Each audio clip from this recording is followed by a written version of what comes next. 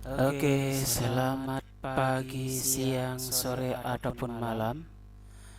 Ketemu lagi pada video pembelajaran kali ini untuk matematika wajib SMA kelas 12 semester 1.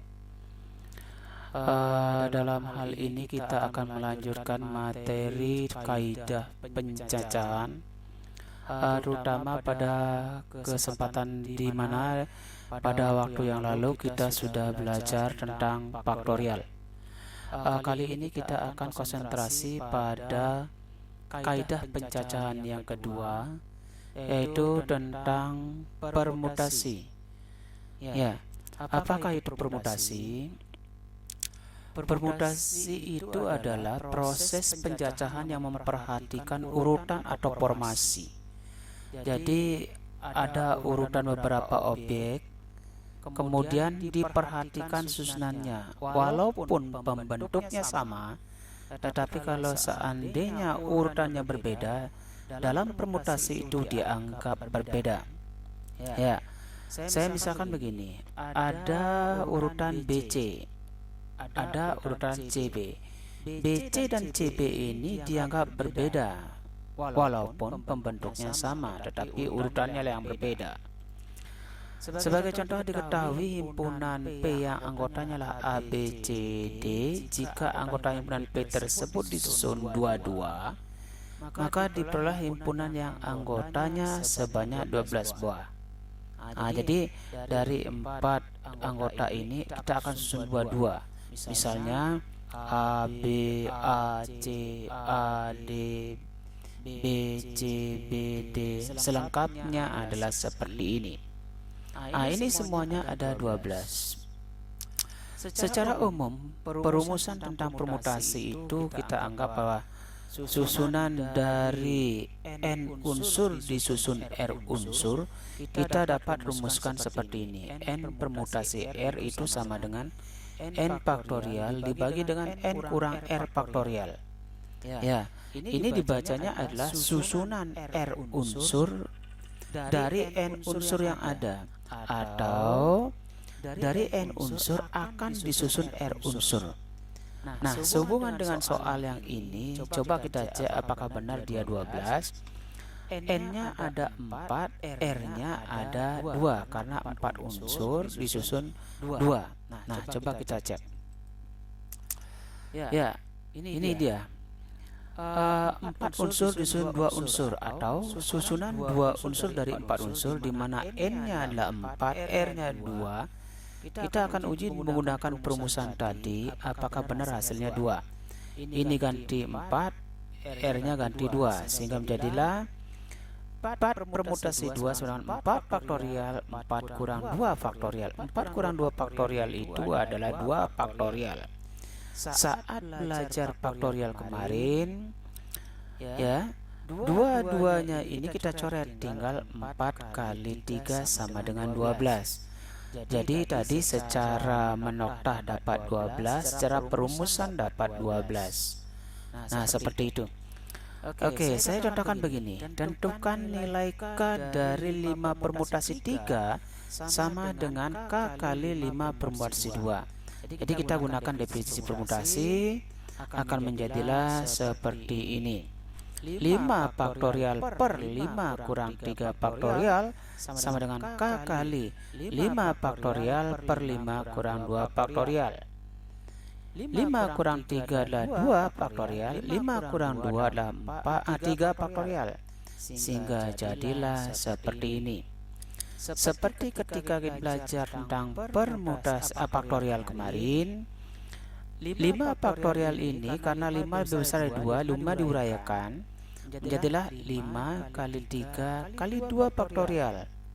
Demikian juga ini, 2 faktorial dicoret. Yang ini 5 faktorial itu sama dengan 5 kali 4 kali 3 faktorial. 3 faktorial dicoret, sehingga tinggallah seperti ini. 5 kali 4 kali 3 sama dengan K kali 5 kali 4. Selanjutnya, ya, 5 empatnya dicoret. 5 empatnya dicoret sehingga yang tinggal adalah 3 sama dengan K atau K sama dengan 3. Oke, itu contoh penggunaan permutasi. Selanjutnya kita akan membahas beberapa sifat tentang permutasi. Untuk hari ini kita bahas 2 sifat kelanjutan dari permutasi. Yang pertama adalah jika N objek perlainan disusun R objek, maka banyaknya susunan dapat ditentukan dengan rumus N permutasi R sama dengan N faktorial N kurang R faktorial. Nah, seperti ini, seperti tadi. Nah, contohnya begini. Tentukan banyaknya susunan 3 huruf dari huruf-huruf pada himpunan A, B, C, dan D. Ini ada 4 huruf disusun 3. Itu berarti N-nya adalah 4, R-nya adalah 3. Maka secara definisi permutasi akan didapatkan bahwa 4 permutasi 3 sama dengan 4 faktorial per 4 kurang 3 faktorial. 4 kurang 3 faktorial 1 faktorial. Kemudian 4 kali 3 kali 2 kali 1 faktorial. Dicoret-coret, hasilnya adalah 24, yang berarti ada 24 susunan dari 4 huruf disusun 3. Berikutnya contoh yang lain. Dalam kehidupan sehari-hari, terdapat 8 orang juru masak di suatu restoran. Dari 8 orang itu ditunjuk secara acak 3 orang untuk memasak gulai rendang, sayur lodeh, dan sambal daging. Tentukan banyaknya cara penunjukan tersebut. Jadi dapat kita katakan N-nya adalah 8, R-nya adalah 3. Nah, sehingga secara perumusan permutasi 8 faktorial per 8 kurang 3 faktorial. 8 kurang 3, 5 faktorial. Di atas diuraikan menuju yang di bawah. Seperti ini. 8 kali 7 kali 6 kali 5 faktorial cukup. Karena di bawah 5 faktorial. Dicoret, dicoret. Akhirnya 8 kali 7 kali 6 sama dengan 336 cara menunjuknya. Oke, sifat yang kedua.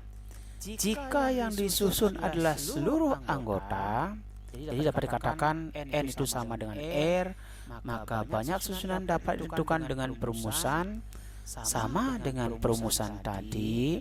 N faktorial N kurang R faktorial, karena sama ini kan N kurang N adalah 0. 0 faktorial itu disepakati adalah 1, sehingga N faktorial bagi 1 sama dengan N faktorial. Secara singkat, jika dia anggotanya dan disusunnya sama, maka jawabannya lah N faktorial. Contoh, 4 buah roti yang berlainan akan disusun satu baris di atas meja. Nah, jadi ada 4 buah roti yang berlainan, keempatnya akan disusun 4 dari 4. Maka banyak susunan dapat ditentukan dengan cara ini. N faktorial, N-nya 4, maka 4 faktorial sebanyak 24. 4 kali 3 kali 2 kali 1. Oke, contoh yang lain. Tentukanlah banyaknya susunan 5 huruf dari huruf-huruf pada himpunan P, Q, R, S, T. Kebetulan ada 5 huruf yang berbeda. Disusun 5 sama dengan tadi. N dan R-nya sama 5, maka jawabannya adalah ada 5 faktorial dikalikan hasilnya 120. Oke, contoh berikutnya. 6 orang siswa akan berbaris membentuk satu barisan. Tentukanlah banyaknya susunan barisan yang dapat mereka bentuk. Ada 6 orang, ke-6-nya berbaris, ke-6-nya berbeda, maka dia adalah 6 faktorial. Itu 720 macam barisan yang bisa dibentuk. Oke, sampai sekian dulu. Terima kasih banyak atas perhatiannya. Kita jumpa lagi pada materi selanjutnya, permutasi kedua.